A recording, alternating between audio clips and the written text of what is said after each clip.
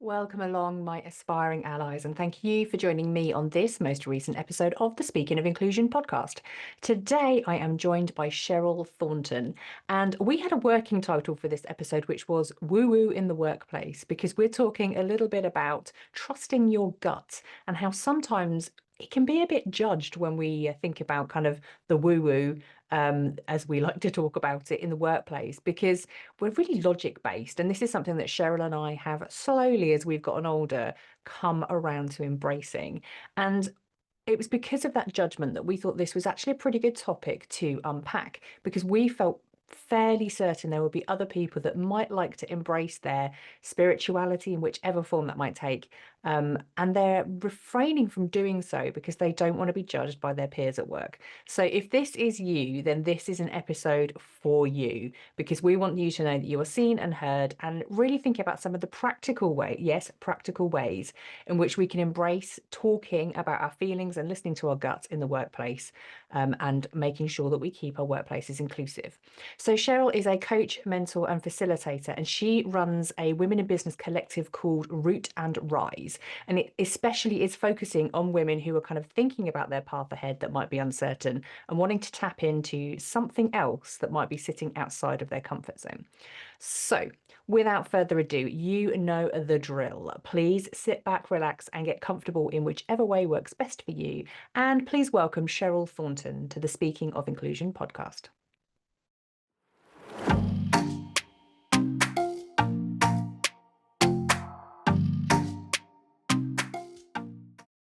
That makes sense. And essentially, this is almost leaning then right into lovely what we want to talk about, isn't it? When we think about how are we making space where we can just be who we are. Yeah.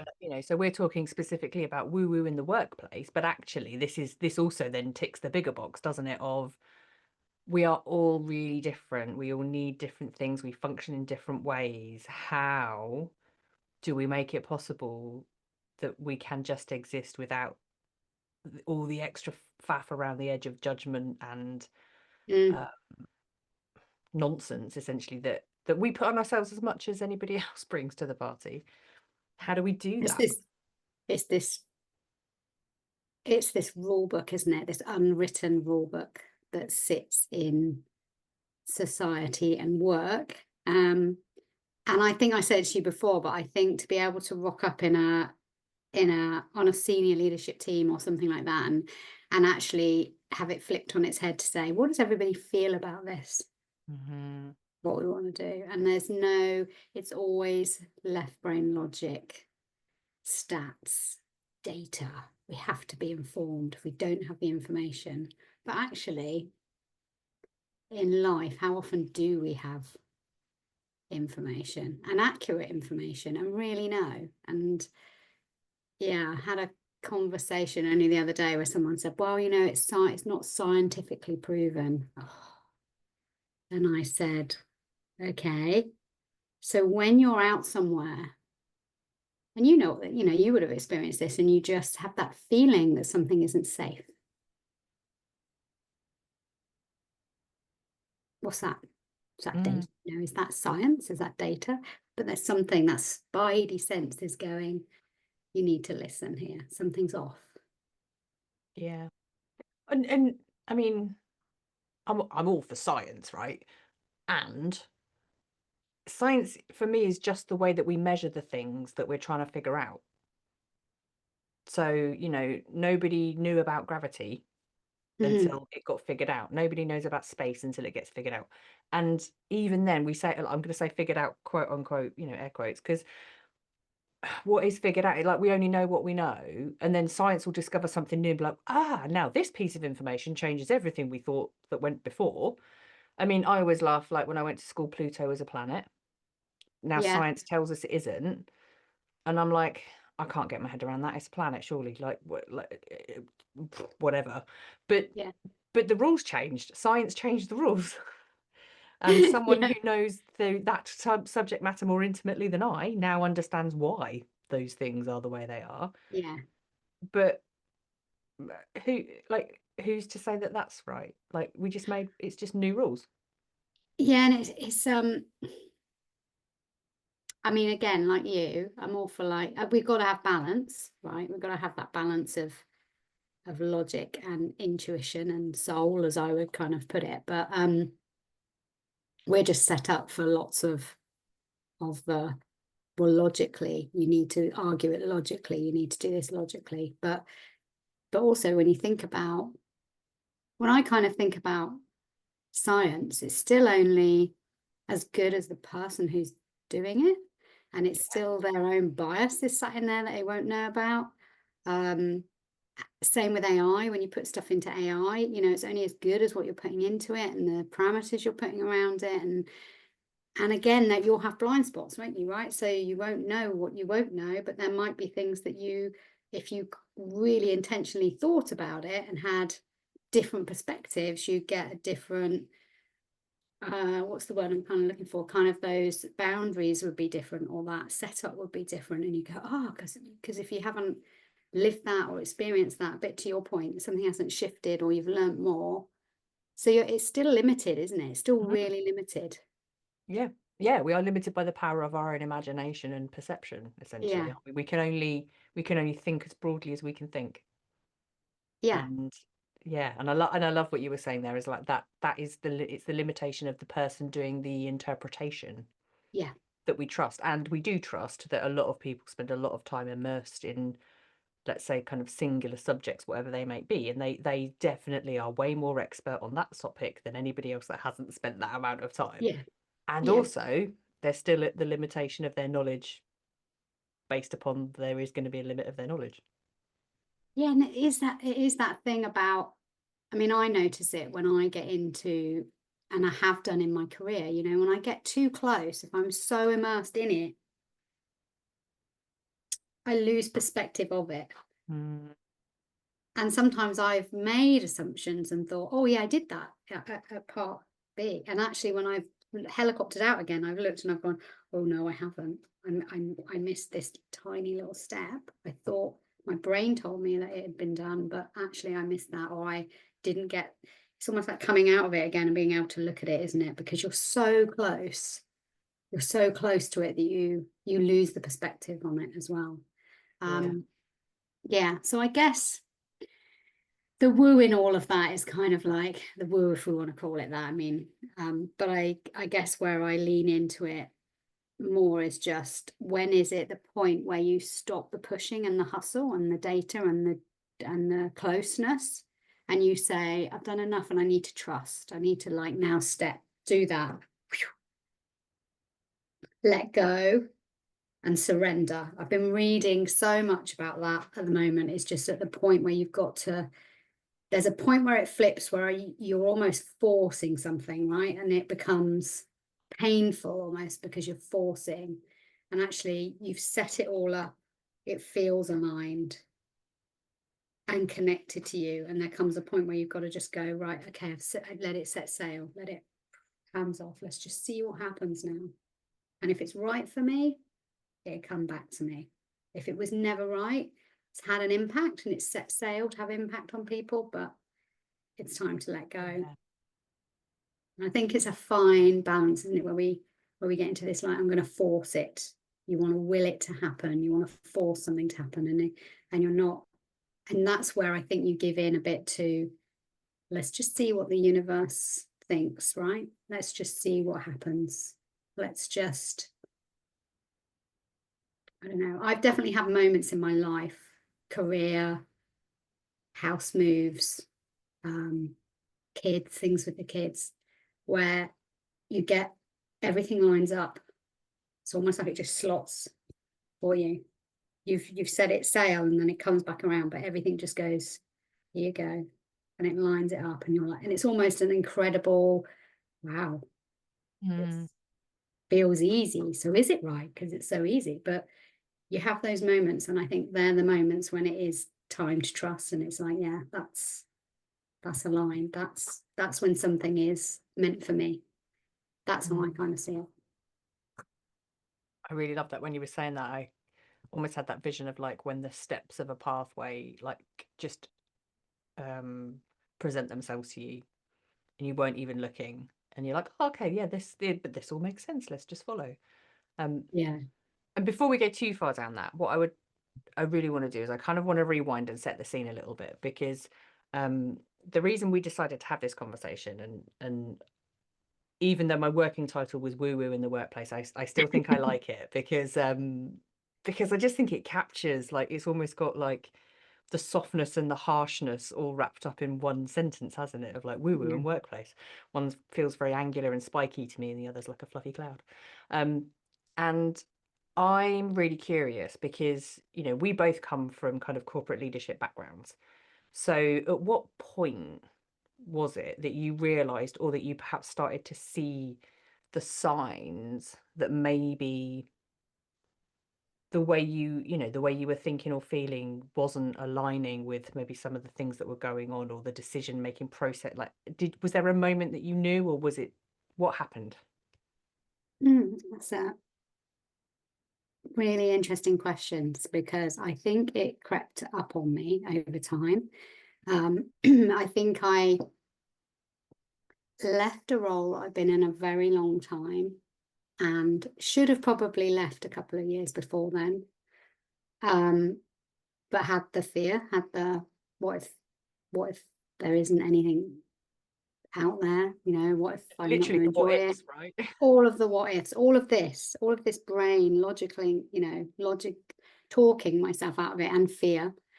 Um, and I slowly started to kind of lose myself. And the more I did that, the more I wanted to cling to clarity.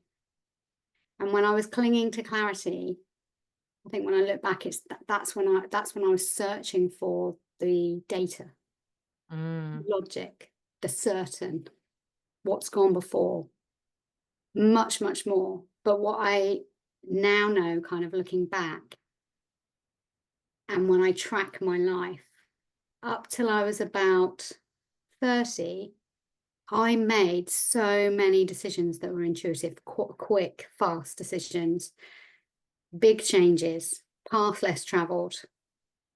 And then suddenly life just became almost like a routine, a timetable, and I got out of, I just disconnected. And the more that time went on, the more disconnected I was from that intuition and trusting it. I really lost trust in myself. And so I clung to this clarity. I needed data, because that's what I felt was more certain. And that's what the world was telling me. So when I left that and I actually stepped away to do an interim role, it was the best thing. It was like a weight had been lifted, because I thought, I'm going to go into this role and I'm just going to show up as me. It's almost like I've become so hidden.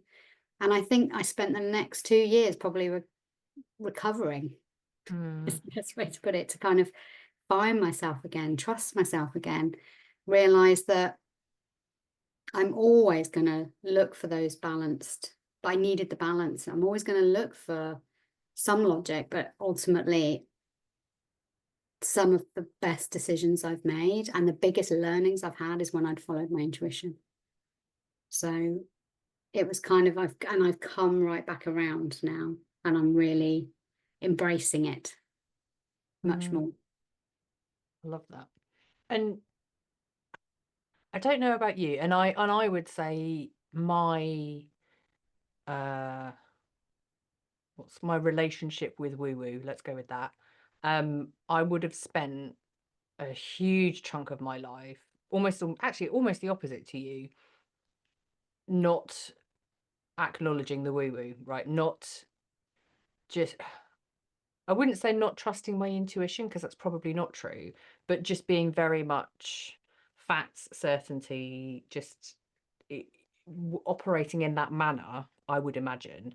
And very much saying, if anyone would be talking about crystals or Mm. horoscopes or whatever, I would be actively like, I'd be kind, but I would be laughing inside, being, how Yeah, ridiculous, what a load I'm of nonsense. rolling. Yeah. Um, and I will also put that down as well to, I guess, a lot of the environments that I worked in as well. So working on an oil refinery, if I'd have gone in and said, should we do a meditation today, to, like, never gonna happen. Um, so I can imagine, I've found myself gravitating to workplaces that also reflected that feeling. Um, And then there was this kind of point, and I have to give acknowledgement to Taz Thornton on this one. So Taz was my coach for quite a while, and I would always say to her, yeah, but I'm not woo woo, or I'm not woo woo, but, and then we'd have this whole conversation, and she was always saying, yeah, you keep saying that, but if you just stop, Mm. if you just listen to the things that you were saying to yourself and trusted, back to your point about trust, trusted your own judgment, you know, where would you be essentially? And I've had and actually as well, then I also did some vocal coach work with Judith Quinn, and again, she's very, I'm going to say she's up there woo woo, um, and yeah, that was also really interesting to just give over to the experiences of sound baths and meditations and visualize and all of this good stuff that actually we quite enjoyed, right? So Yeah. it's interesting. I had to really challenge myself about the stigma of acknowledging this kind of stuff because, quite frankly, I was on board. I just didn't want to say it out loud to anybody because I would have laughed at me and I didn't want to be laughed at. So, Yeah, you yeah. know, how when you hear that, what does like have you had a similar experience or a different experience, or what does it mean for you? I think yeah, if you want to call it in the closet, you know. Yeah, yeah. And when Closet work. so I guess I mean, it was that too, but that's a different story. I think let's think about like when we talk about woo, just like for anyone listening what we mean, because we've talked about a few things there like intuition, soul led. I kind of bring that in, sound baths, you know. So I guess for me, when I think about that, it's something that really can't always, I mean, there is some research out there for these things, but it's things that can't necessarily be fully explained, right? It is a faith. It is kind of a leap of faith. It's kind of giving over to something that's bigger than you that you don't see. You might sense, you might have a connection with in some way, but there's nothing tangible, you know, there's nothing that Yeah. anybody has maybe Like the fully understood. unquantifiable nature of it. Yes, yeah. So that's what I think about, and I talk a lot about it's kind of handing over to like I refer to it as kind of the universe and kind of saying, right, I've done what I can, now it's in your hands, and whatever that is, I will be open-minded, I will receive, and I will look, you know, I will look for whatever comes in, whatever that might be. But there's nothing like hard evidence, hard sort of tangible stuff. So that's what I think of when I think of woo, and kind of coming back also when it's yourself, I kind of think of that as that's your inner sanctuary, that's your inner temple, that's your, not this, it's when this is, am I at peace? You know, are you in conflict with yourself over something? You know, why is that? It's often we're wrangling with our ego, and ego's stepping up and saying, no, no, no, no, no, you know, you need this job title, you need this new car, you need this new house, because you put some meaning or feeling to it. But ultimately, is it giving you peace? Is it ultimately coming back to you and saying, is this really what I'm here to do? To get a bigger car? Probably not, right? Well, yeah, what is the need that is What being is the need? satisfied? Yeah. Yeah. Do And you genuinely love a piece of machinery, yeah, or is there something else that is being fulfilled? yeah. Yeah, so it's kind of those two things. It's kind of the external to me is like when you give over and you're like, it's just faith, but it's also trusting this and this inner sanctuary and this inner peace and this voice, and kind of, well, what is it I do want, and why? Why do I want that? If I do want this bigger, why? You know, if I want it to Mm, be a bigger car, what is that about? And what is ego playing in, and what is kind of like actually soul led and purpose led? So that's kind of setting the parameters, I guess, around that, just in case anybody's unsure, because if they don't connect to woo, like you said, I kind of talked about it, but I didn't really. But in terms of that, I think of it as like an identity, and it's not an identity, I think, that is, certainly to me, didn't feel welcomed in a workspace. yeah. Right? Yeah. You know, it's like, yeah, you can do that at home, but don't really come in here. And it didn't feel, I never felt safe enough to really open up. And I think, again, it's because of judgment, and it's because you'd get the, yeah. Oh, you're going to go hug a tree? I mean, one number of times I've heard that, you're going to hug a tree, or you're going to look at Russell Grant, you're going to dial him up and see what the prediction is, and that would determine whether you buy a house, don't buy a house, or I don't know, go and buy a lottery ticket or not buy a lottery ticket. But it's so much deeper than that, and I think sometimes when people come back with a comment like that, actually, I think I've found sometimes they'd be the ones that have the side conversation, are actually curious. It's almost like a bit of a defense, but they're like, "Ooh," because it pokes something right in them. Yeah. They wouldn't have a reaction otherwise. So yeah, it's quite interesting. And I think as I now move into this, I don't know, second act of life, I'm a lot more open, a bit like you, to just experiencing. Look, take what you need and leave what you don't. If you try a sound bath, it's not for you, fine. But to just say, I don't identify with that, and to just go, oh, no, that's a bit out there, I'm not doing that. Why? It's a bit like me, someone saying to me, do you want to water ski? And I go, well, no, because I don't see myself as a professional water skier or whatever, It don't have to be. It's just like, well, maybe I'll try it and I'll love it. Yeah. Or I'll drown. Or maybe I'll have a go at paddleboarding first, just to see. Maybe I'll start, Maybe there's a gateway of yeah. Start But it's gently. true, isn't it? It's we limit our own curiosity because we're, I guess maybe for many reasons, but one of them being we're worried that we're going to be judged by other people, a little bit hippie or whatever. Yeah. And or we have this, we're going to limit our curiosity because then actually what if we learn something new and it upends our entire belief system? That can certainly be going on unconsciously, can't it? Yeah. And actually when you were saying then as well, I made a little note when you were talking about the unquantifiable. What actually I started thinking about was, but even in science, they always have like a control group, right? And we know people given a placebo sometimes see the positive results in the same way that people that are given an active ingredient drug. So explain that then. Yeah. Like, yeah. The power, I think, of like I've done a very limited but level 1 kind of Reiki, and that side, that we're all made of energy. So that's physics, isn't it? Yeah, 100%. Yeah.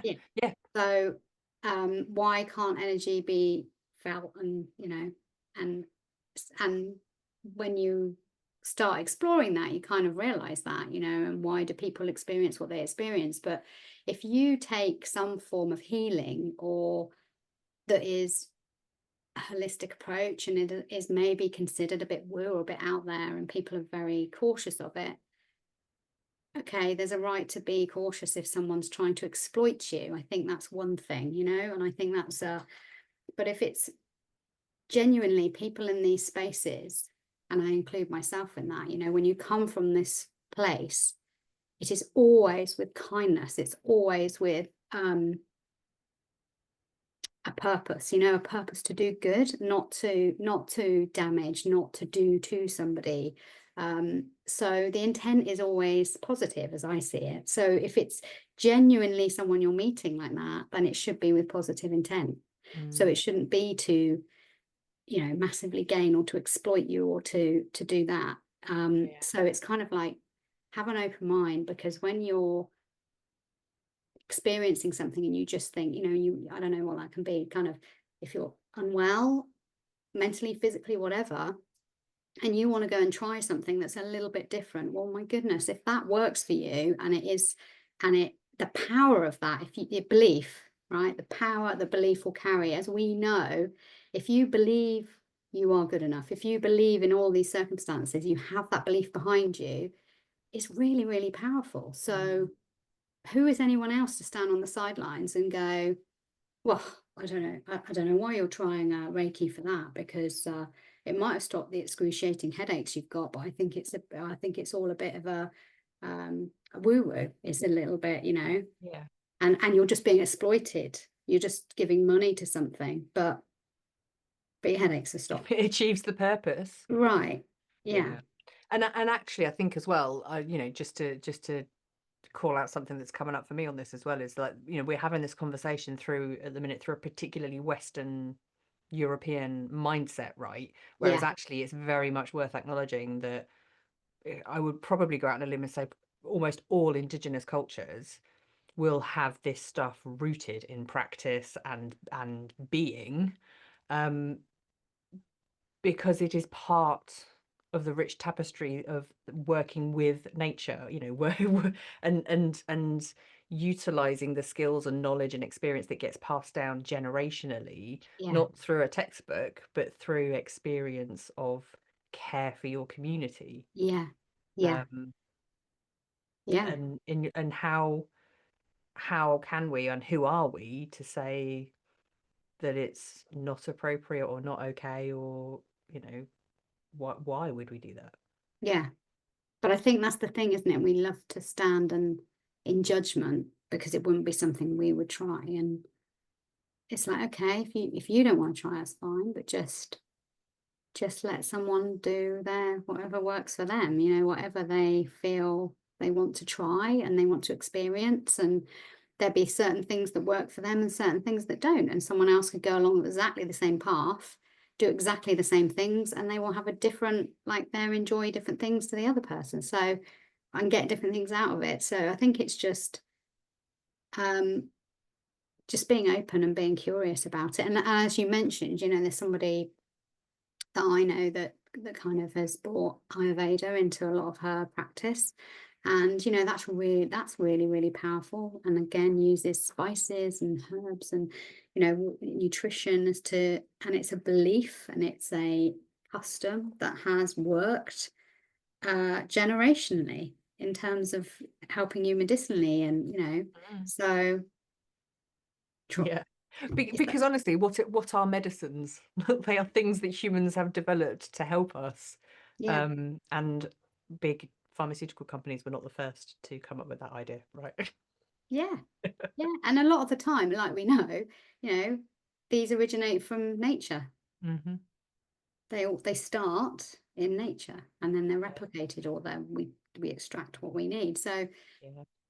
you know, um, I think again, like and again, probably my connection to woo as well is being in nature, is looking at nature, is kind of, I've had days when I've been like, this I can't find the solution and I'm in here and I go out and I walk and just that movement and motion and looking around.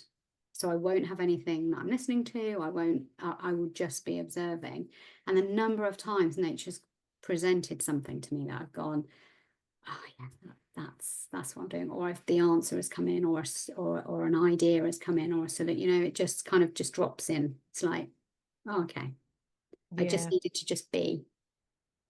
Yeah. I think as well, a lot of certainly since COVID as well, if we think about like the application of this back in the workplace again, I think more and more people, um, and when I say people, I'm kind of in my head, I'm thinking like senior leadership teams, exec teams, that kind of thing, are kind of coming around to the fact of, going for walks as part of your working day to help, exactly as you've just said, to help with ideas and kind of just calming your mind or just getting out and about to help press that reset button so that we are fresher in our work.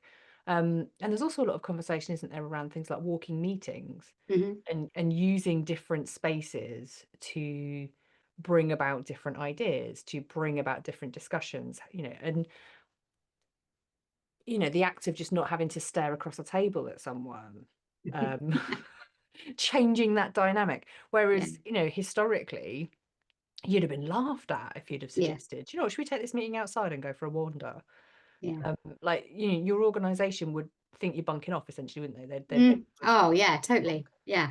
Are you yeah. really? Are you really going for a walk to talk about that? Or are you just going to go and get a cup of tea around the corner and, Yeah, exactly. yeah. Whereas now we're kind of coming around to it.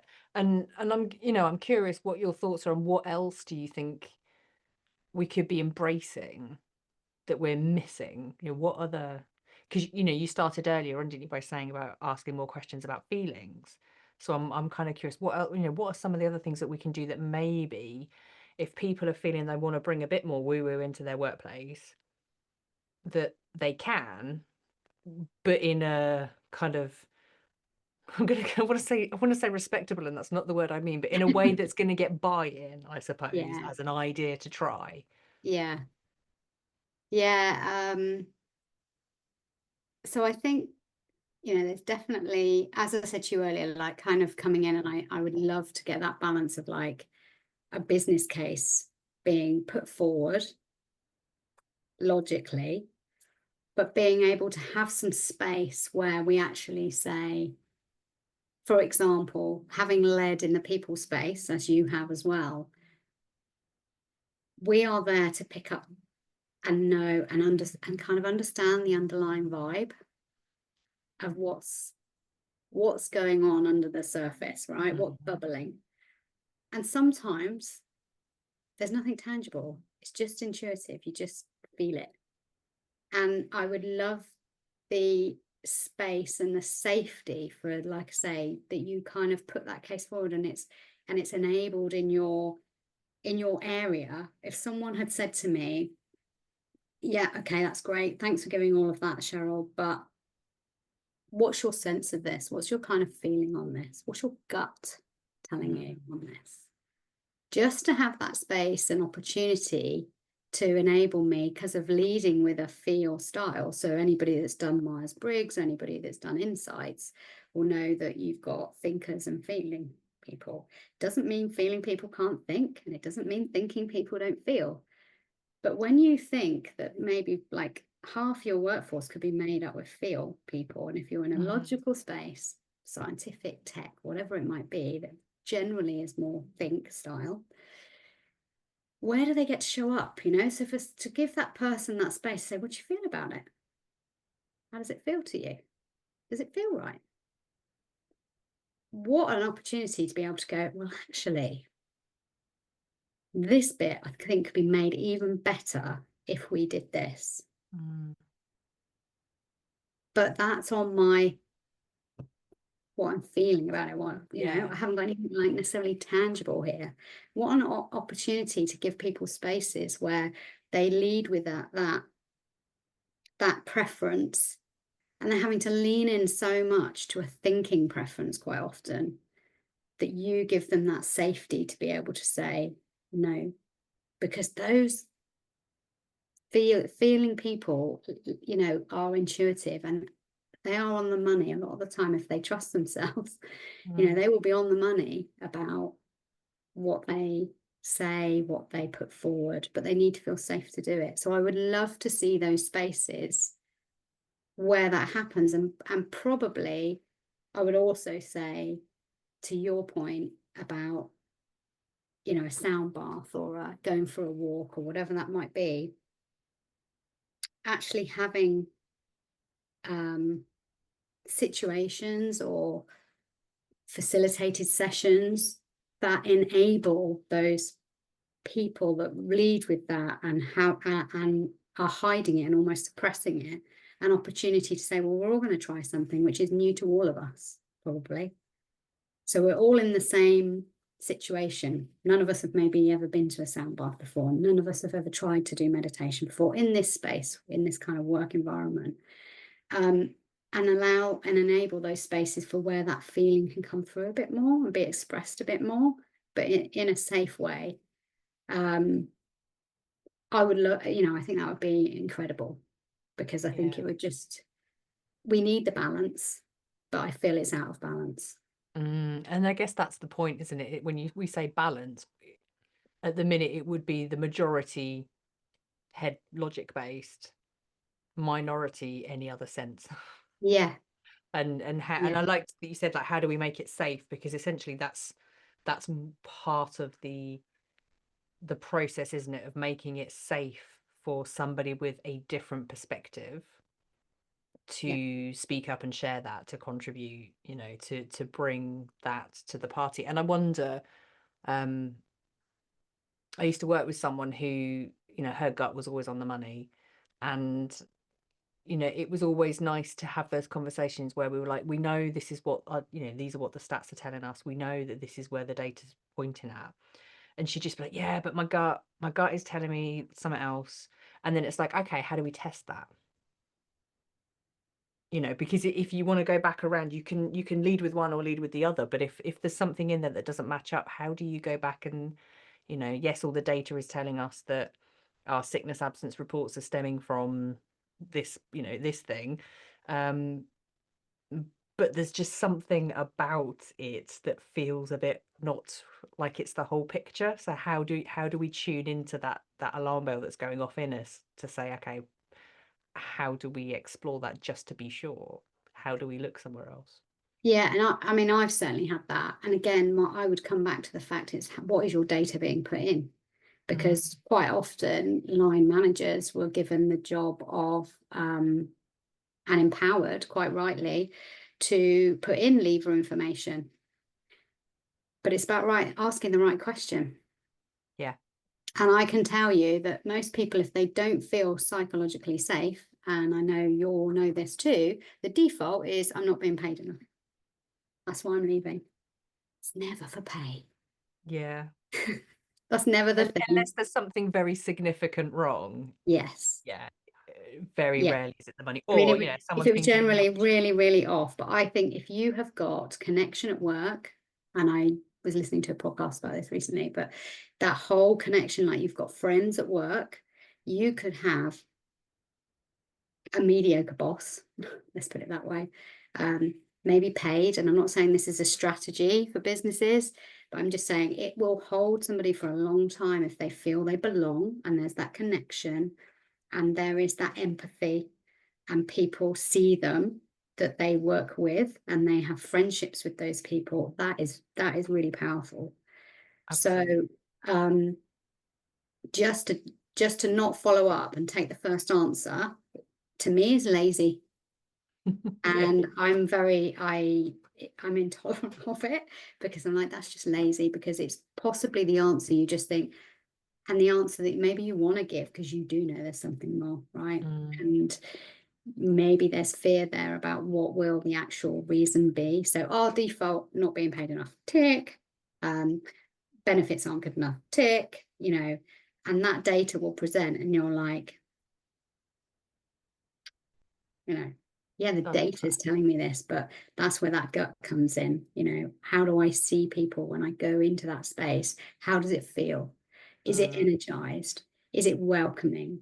Do I find people opening up? And if I ask them something, are they throwing ideas at me or challenging me? Are they, so do they feel safe? And if you walk in and something's like there's quiet and there is, what do you think about this? Nothing. Tumbleweeds. And that's consistent. It's like there's something, and you can't yeah. always, but there's something, isn't there? And that's where Yeah. Yes. this Because the data is feeling, telling you nothing, but the yeah, internal alarm bells are going off. You've got a raised eyebrow for sure. yeah. Oh, there's something more here. Yeah. Yeah. And I liked as well when you were saying before about kind of like that whole surrendering yourself and just giving over to trust. And it's interesting as well because again it comes back to those creating those environments where your people will also trust you.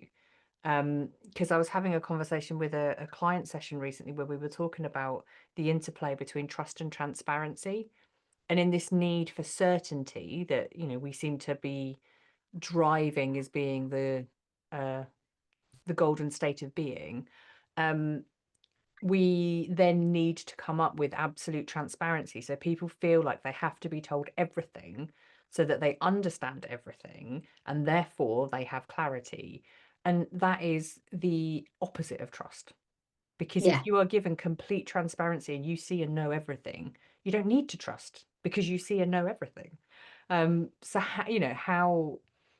how can leaders really think about actually we need to create that environment where our people know our decisions are being made with that in mind, with them in mind, and they can trust us. They can know that yes, we're going to use the data and we're going to be asked, like you say, asking the deeper questions, doing the work to try and test those internal alarm bells that are going off, or the hunches that we get where we think, yeah, that's a story, but is that the story? Yeah, yeah. I mean, I think it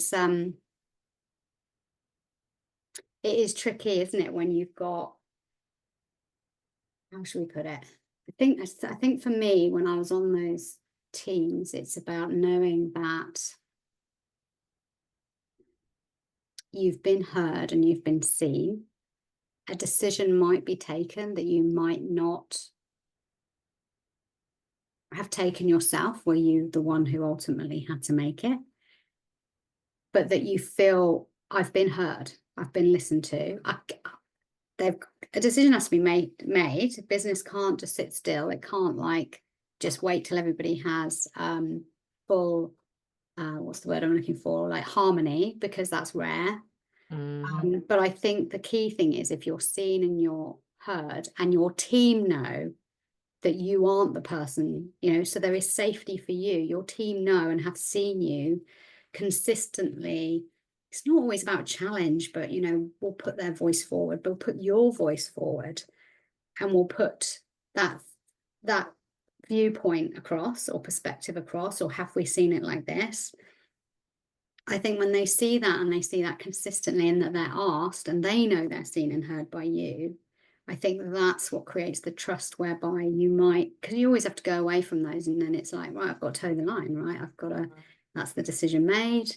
But I think if there's something in you that I've said all I needed to say, I've voiced my concerns, I've voiced even my gut concerns. I mean, when I used to feel uncomfortable most was when I knew I'd held back because it was a gut thing. Yeah. And actually, that's when I would feel disappointed in me, because I'd be like, why didn't I say that? And I didn't say it because I felt I didn't have the evidence, I didn't have the fact. But actually, sometimes if it comes to fruition, actually, I've thought I should have spoken out. I should have said something. So I think if your team and your people see you consistently speak out, and it's not about standing up for them even, it's about giving that perspective, I It's think. almost like lodging a thought, isn't it? Yeah, Just as, so it's on a peg, yeah, ready, so that as things progress, it's always there for us to go, oh, do you know what? We're starting to point in that direction now. yeah, Cheryl said that thing. Should we revisit that? Should we go back and see what prompted that thought? What led to that? And we can get to that piece of information sooner. yeah, yeah. And sometimes I think it's key also not to say I told you so. Oh, for sure. And I think the ego at times wants you to, but I think it is about, like, exactly, I've said it, the pin is out there, and then just being able to gently say, oh, back to that point, when we had that meeting a couple of weeks ago, I raised this, I feel like it's really showing itself now. Yeah. So there are ways you can still say that, but I think, kind of that point about how do you build this trust, I think it is about being, I mean, it's thrown around a lot, this word authentic, but I think it is, if I didn't speak up or I held back, I'd almost want to say to my team, I should have said something. Yeah. Yeah. I held back. So even when I've put it forward, if I haven't put it forward, kind of being able to be vulnerable, it is the vulnerability, is the, look, I'm only human. There are times I don't feel safe to say stuff. There's times that I'm having to deal with my own inner demons around that. It's not necessarily anything anybody said, but I held back, and I shouldn't have done. And I'm learning. I'm still learning. And I think that goes a long way for people trusting that you are not there to blame them, or to put it on anyone else. You'll take it, you'll take it yourself and say, I've got to do something with that. That's something I've got to learn from. And if it can't, and actually letting the team hold you accountable. Something I've said to people in the past is, I've said, I know this is something I can avoid, or I know this is something where my pleaser can come out. If you see it, can you, I'll give you permission to kind of give me a nudge, because I also need your support, because we can't always do these things on our own. So don't know if that And answers that the takes question. courage, right? That takes massive amounts of courage to Yeah. step into that, Yeah. and understanding of ourselves Yeah. and who we are and how we operate. And like you say, the things, because we all have egos, we all have preferences, we all have biases. This is probably, another thing. And those things will feed into gut Yeah. feelings. Like I know for sure my gut is driven in a certain way, but I know where a lot of my biases are. And sometimes it really sticks in my throat when I have to acknowledge my gut feeling is probably also locked in with some of those things. And being able to say that out loud gives other people the opportunity to also contribute, doesn't it? To say, well, here's Mm. the thing I'm thinking. Because I was thinking in my mind, I'm like, but if you're going through an interview process, we obviously want to have a certain amount of structure to that, because we need to know that we're comparing people fairly in application for a position. But then I was thinking, and we also need to be able to say, like, my gut is telling me that this person would be really good for the job. I think it's based on these things, and I really want you to challenge me on that in case something else has occurred here. And it should be an open conversation, shouldn't it, to say, this is how I'm seeing things.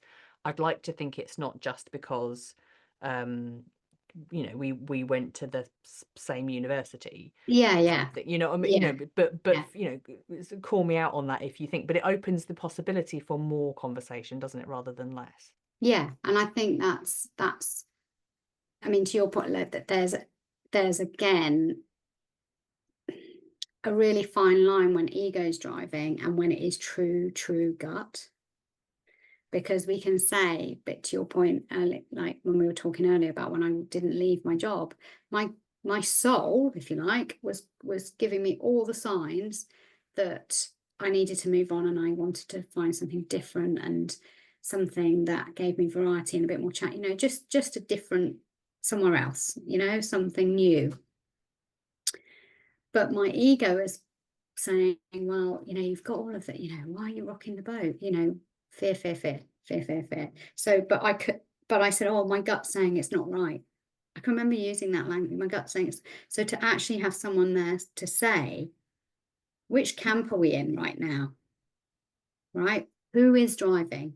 Is the ego driving? Is it, with this fear sitting alongside it? Or is it it's like your soul coming through? So how do you kind of differentiate, make the difference? Because we love to just be able to not do the work. We love to be able to just go, slap, there's the fix, there's the label, that's the thing, really quickly. But actually, when we feel fear, even if we like slap a label on it of fear, there's so many little strands and nuances to that, because it could actually be disappointment. It could actually be presenting as sadness. It could be presenting as guilt. But we just like this umbrella term of it. It's fear, feels a bit like that, blah, in a box, nice and safe. But the work is to actually do these. Which is it? Is it A? Is it B? Okay, I think it's A. Okay, how can I test that? How do I know that? How do I know it's my soul? What else is coming up? What meaning am I giving to this? When has this come up before?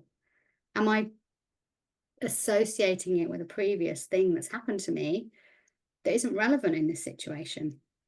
Because different time, I've got more experience, got different people around me, and it's kind of being able to have somebody that in your corner that can challenge you on those things is really, because even, I mean, I know all the tools for this. Can I do it on my own? No. And yet I'm a coach. So Coaches need coaches. yeah, coaches have coaches and need the challenge, because again, it goes back to that, you're in the trees, aren't you? You're in the deep, you're too close. You need to helicopter out. You need someone to be able to go, right, let's take you out of this. Let's just look down on it. Which is it? And so I think a lot of the time when we think we go with this gut reaction, I definitely still put that filter on it and say, what is it though?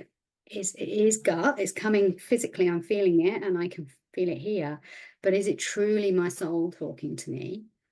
Or is it an echo from something? Or is it ego coming in? You know, so which is it? And that takes work.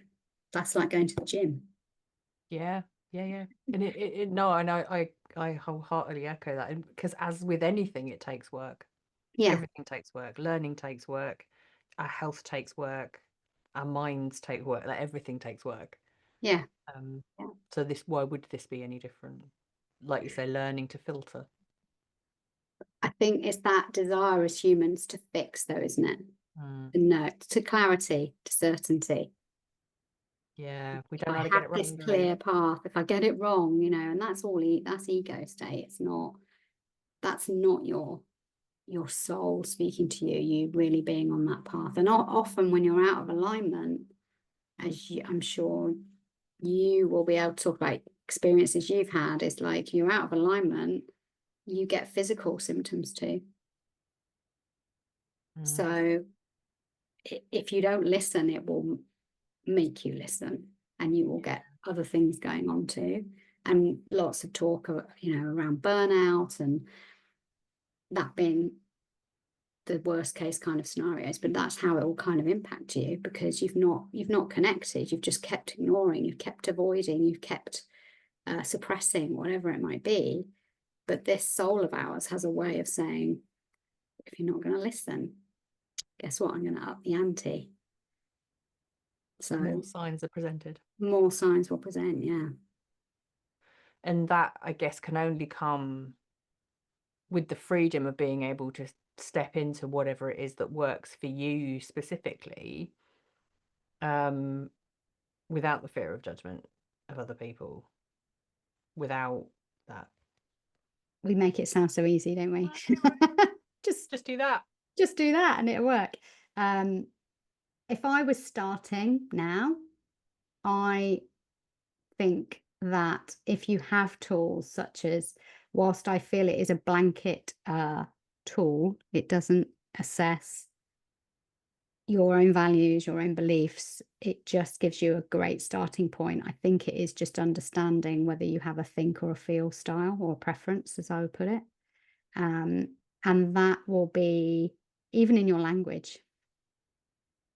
Right. So if you are someone that does, if you're on autopilot and you're speaking to someone, you go, I feel, and how do you speak with your friends? Because that's often your safest space. So if I was kind of never done this journey or never even thought about it, but thought, I don't know, I'm in this space and it feels like something's disconnected for me, or I feel like I'm not myself at work. Quite often people say, or have said to me, when I'm at work, this is my, you know, this is me. And then if people saw me at home, they wouldn't maybe recognize me, because Mm-hmm. when I'm at home, I will talk about, I feel this, my gut says. There'd be lots of language like that. So that's often the place, I think, to start, is when you are in a safe space, just notice your language that you use, and just notice generally if you have decisions to make that aren't work related, perhaps. Again, how are you making them? What's your first, you know, if you could, I guess if you're earlier on in your career, um, that's a good starting point. But if you're further on in your career, it might be that you think, what did I would go back and say, you know, when I was in my 20s, how was I making decisions then?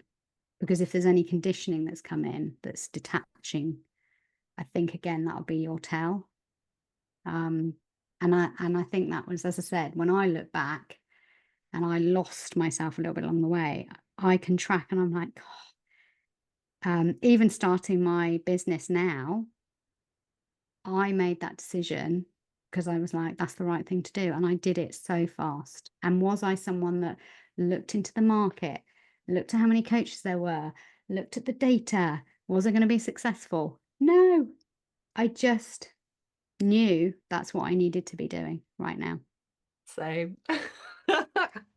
It just became too important to not. Yeah, Yeah. it just becomes louder, doesn't it? And this feeling gets stronger and stronger. And this, so no, I didn't sit up like that. And that, that's a massive thing. That's a massive tell on whether you're intuitively led, or whether, if you're logic led, you would probably do all your research, you check your market, you'd see, you do all of this stuff. But I didn't, and you didn't. So And both is okay. And I think that's coming back to your original point, isn't it, around the balance? Both is needed, both is required, because that's how we make the best decisions, isn't it? yeah, Because we really do need to have, certainly as well within organizations, when essentially if we're making decisions that are going to impact the livelihoods of people that you employ, you need that logic as well. You can't just be on a whim and think, do you know what, this is the product we're going to go with tomorrow, go. yeah, Like that's not necessarily going to be the easiest thing to run a business in that way. um but yeah, it is the balance and unashamedly having those perspectives in the room so that it can be, uh what's the word, like a, like, I'm thinking like a tool, but like a positive tool. There's a word that I'm trying to think of, an asset. yeah, They're both an asset yeah, yeah, to the success of business. yeah. Oh, and this is where diversity comes in, isn't it? Because the customers that are buying this, or the client that's buying this, are not going to be one type. They're going to be feel and think. Let's just, even if we just think it on that base level, there's a lot more to it, but they're going to be like that. So if nobody is, if nothing else, I think sometimes I wish I'd anchored to the fact that, I think as I got later in the people space, I did, because I recognized there were other people that were leading with a feeling style. So if I'm not representing them, if I'm not showing that, Mm, A, they don't get to see it safe themselves, but B, where is their representation in the room? yeah. And ultimately, if we're trying to sell something, if we are just in a room where there's a lot of think style, we are potentially not conveying in our marketing or in our product for people that lead with more of a, how does it feel? How do Yep. I feel about this product? And and it's talked about a lot in marketing, isn't it? It's talked a Yeah. lot about know, like, trust. Let's think about that. Know, like, trust. How much of that is logic based? Mm. Certainly we know the power of advertising does definitely tap into the lack of logic that a lot of us Yeah, have. If anybody who's ever bought anything off Instagram or Facebook or TikTok or whatever knows, it was a main line straight into something in your brain that said, I want this thing, I need this thing. And you yeah, knew before it even you click pay, it was going to be a waste of cash. Like you knew it was going to turn up and it wouldn't work, or it wouldn't be the thing that you thought it was. And you did it anyway. yeah. Because how do I feel about it? I feel like it will, but again, it's often because we want it's jumping, like, we think if it's going to fix like that without doing the Yep. work, then we want it. Yep. Um, but this is I think sometimes the thing in kind of thinking about the whole diversity. If we were just thinking about those two, Um, and if you've got a room full of the same people as we know, but often why do people do that? Because they feel like it's easier for them. Mm. And actually, again, it comes back to actually, I mean, I'm going to put it out there, it's pretty judgy, I think. So maybe I should be careful, but it feels like laziness. You get, and then you're in an echo chamber. Yep. So where are you getting your challenges? Where are you getting this other side, if you like, coming in saying, well, how's someone going to feel about that? Doesn't feel very ethical. Yeah, yeah, yeah, you're within the scope of the law, but it just doesn't Yeah. feel us, or it doesn't feel ethical, or doesn't really fit with our culture, whatever that might be. Yeah. But if nobody's prepared to speak up about that, that bit gets lost and you follow the data. And actually, where's that going to lead you in isolation? Yeah, Yeah.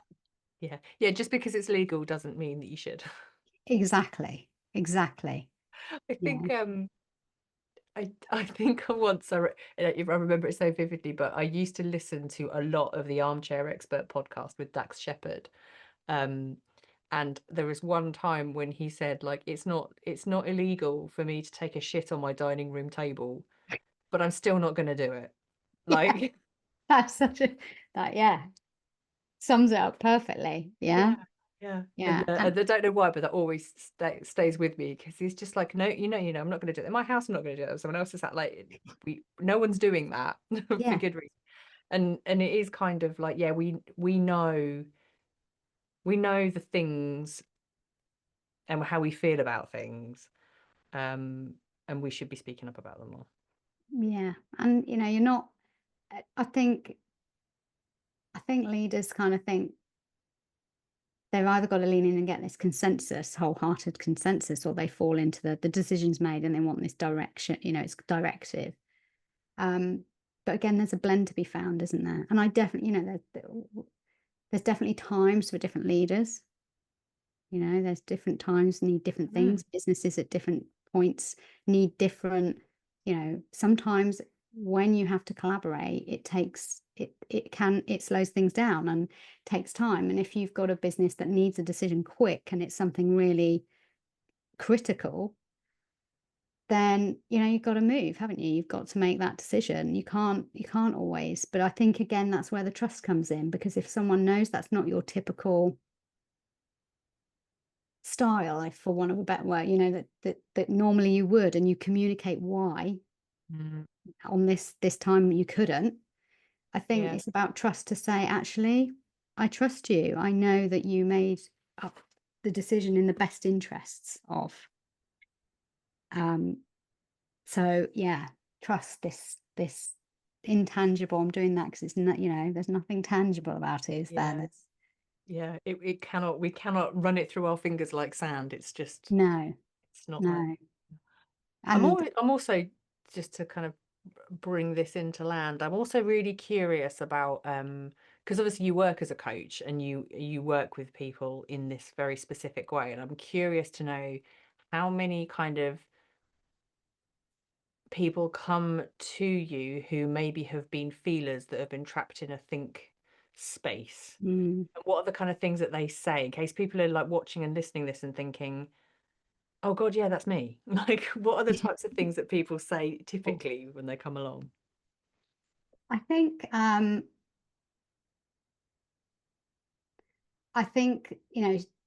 generally speaking, when they're caught in that cycle, where they're perhaps in an environment where they're not thriving, and they come along, and often it is um, indecision about things, conflict in their own head. No decision is easy anymore. They're in constant dispute with themselves. This constant conflict of soul, logic, soul, but they don't necessarily know it is soul. They just feel it. Um, they feel out of sorts. They feel lost. Um, they feel kind of in this perpetual cycle of spiraling, but they're stuck. So they know they want to move forward. They know they want to not feel like that anymore, not feel Um, and some of it can be isolation, I think, but maybe they haven't recognized it as that yet.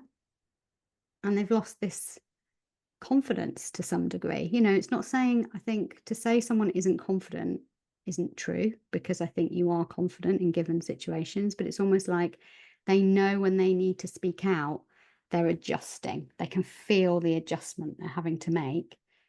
And they come and they're tired, they're exhausted, they're just worn out by this style that they've had to fit into.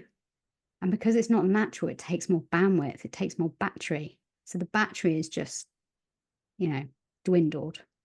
And they're like, I don't know. I think I just need to change careers, or I think I just need to step up, or I don't feel confident. That sometimes is the language. I'm feeling like I don't speak up. So I just want you to help me to learn to speak up. And actually, 9 times out of 10, what it comes back to is well, what is connect with this? What is it you really want, and why? And as soon as you ask the why do you want it, that's quite an interesting kind of thing. Like, why do I feel I need to be more confident? Why is that important to me? And that's often where they find and they realize on the journey, if you like, that they've become really disaligned. So it's almost like they're on the train that's left the station, going to a destination they don't feel they've set anymore.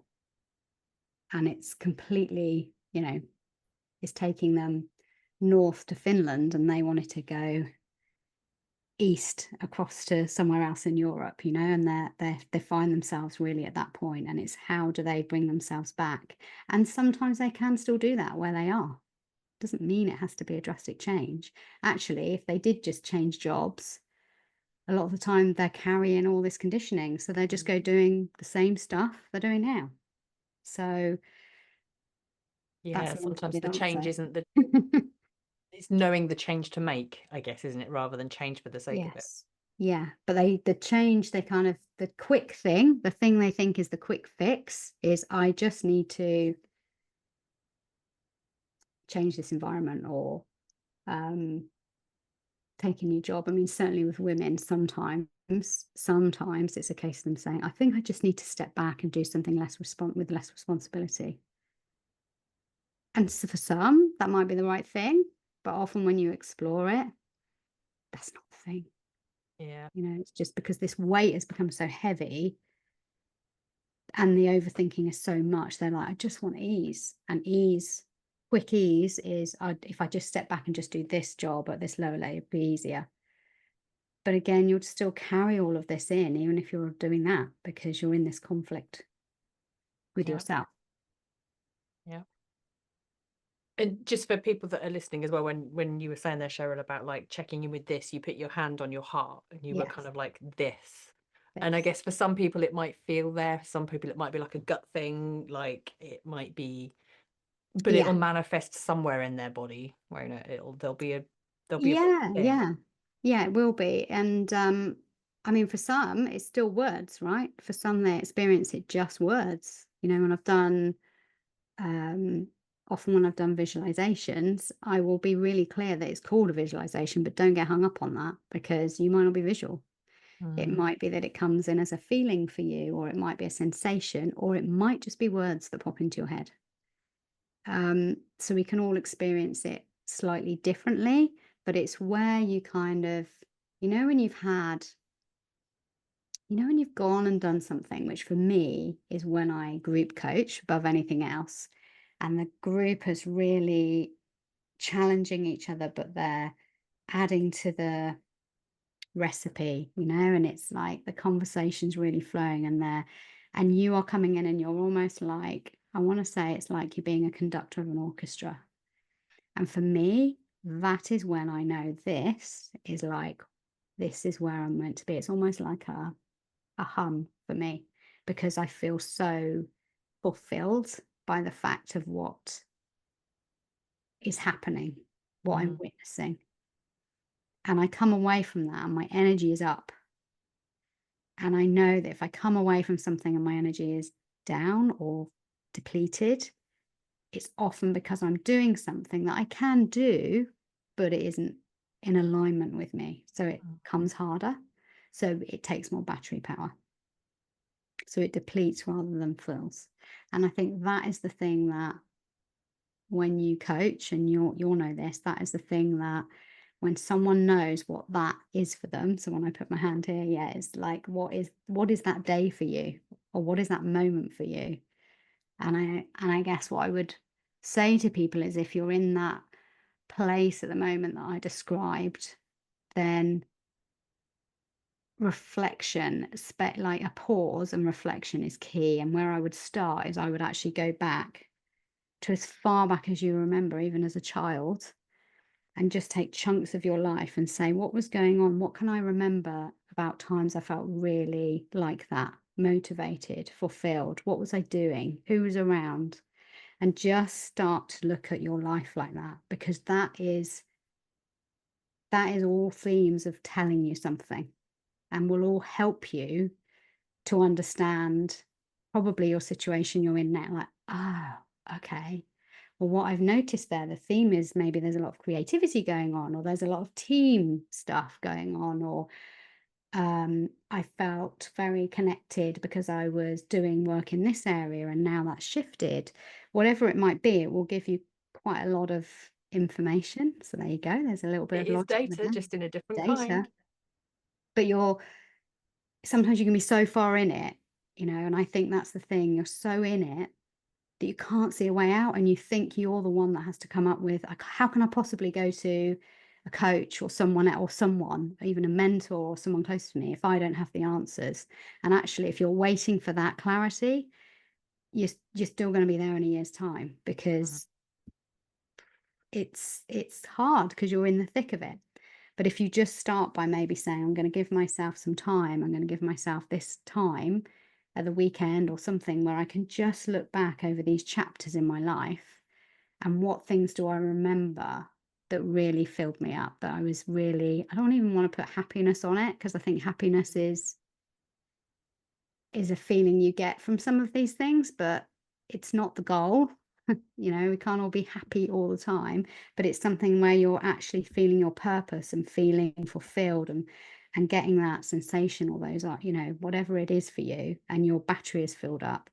Go back over those chapters, see what theme it is, and then, okay, so how is life now, right now? And where are those things present or not? Mm. It's a start. Fantastic. Thank you. Cheryl Thornton, Hmm. is there anything that you came to say that you haven't had an opportunity to say? Or how long we got? No. Said a lot already. I feel like I've said a lot already. I think it's just, I know that my purpose is, I will almost give someone the belief until I know they find it themselves, because I genuinely think everybody has this amazing light in them. And for whatever reason, sometimes we've dimmed it. And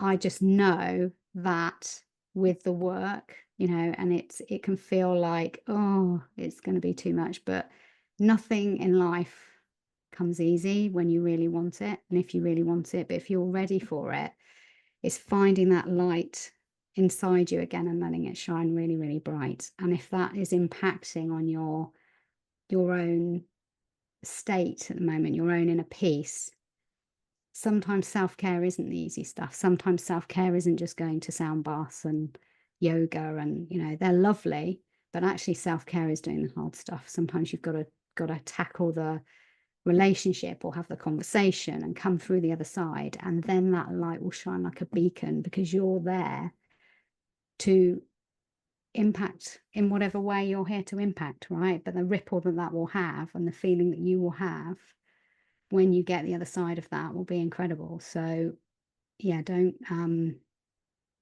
my invitation, I guess, to people is to just, if you're feeling like that, it doesn't have to be that way. You can choose to change it. It will feel hard, but there is definitely people out there, not just me, lots of people. So start getting curious, find out about it, ask questions, because you're brilliant. Everybody has their brilliance. And if people want to specifically get in touch with you, what is the best way for them to do that? The best way for them to do that would be to probably just drop me an email. So cheryl@cherylthornton.co.uk, the old fashioned way, or you will find me on Instagram, which is @heartled development. So you can always drop me a message through Instagram. And I'm also on LinkedIn as Cheryl Thornton. So you can drop me a message through there. So I would welcome even any questions that anyone has as a result of this. Um, I love it. I love nothing more than when potentially people that are maybe people pleasers get in contact, and sometimes I think they worry the most about, well, what if it's not for me and I can't say no? I invite you to set your boundaries, right? And there's nothing I like more than when people ask me lots of questions, and then they might say, actually, I think I need to go and speak to some other coaches. Fine. Hold your boundaries, do whatever you need to do, because that's important. So For sure. I fully echo that sentiment. And if people want to have a look at your website, is that cherylthornton.co.uk? it is, yes. Awesome stuff. Well, I think I've said your name enough times, but just once more, Cheryl Thornton, heart-led development. Um, Thank you so much for having this conversation with me today and helping us hopefully take some of the stigma around the woo-woo in the workplace out so we can all just be a little bit more who we are Yes. as we would like to be. Yes. Thank you. No, thank you. Thank you for having me. As always, it's just nice to chat through these and get deeper with these topics. And if anyone listening has a friend or a family member and they're a logic thinker, maybe think about it as well. And how can you invite them in and ask that feel question because they will light up. So there's a challenge for everybody as well. Awesome stuff. Thank you so much. Thank you.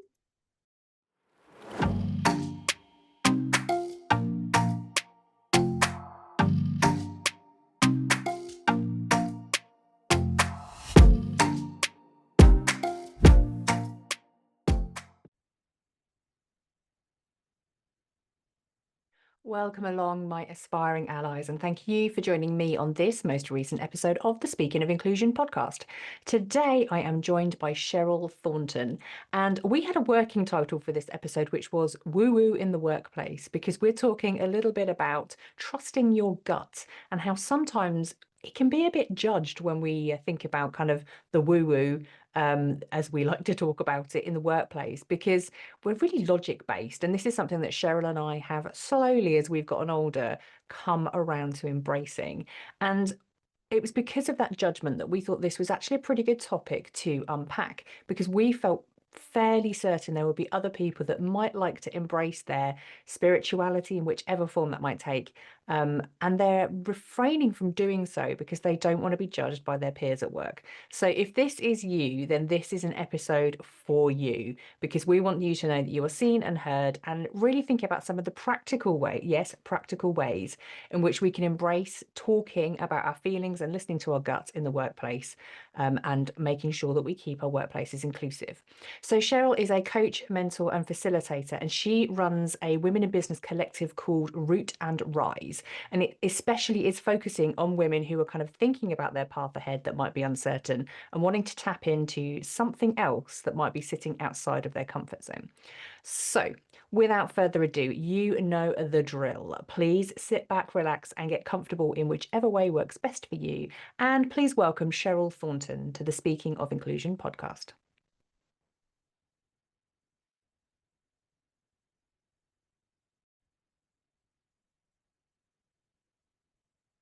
Welcome along, my aspiring allies, and thank you for joining me on this most recent episode of the Speaking of Inclusion podcast. Today, I am joined by Cheryl Thornton, and we had a working title for this episode, which was Woo-Woo in the Workplace, because we're talking a little bit about trusting your gut and how sometimes it can be a bit judged when we think about kind of the woo-woo, as we like to talk about it in the workplace, because we're really logic based. And this is something that Cheryl and I have slowly, as we've gotten older, come around to embracing.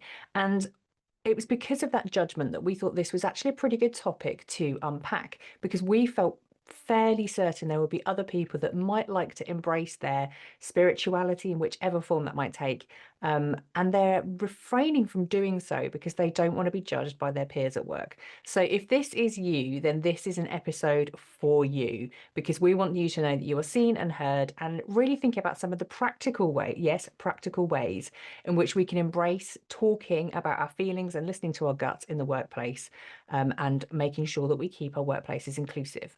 So Cheryl is a coach, mentor, and facilitator, and she runs a women in business collective called Root and Rise.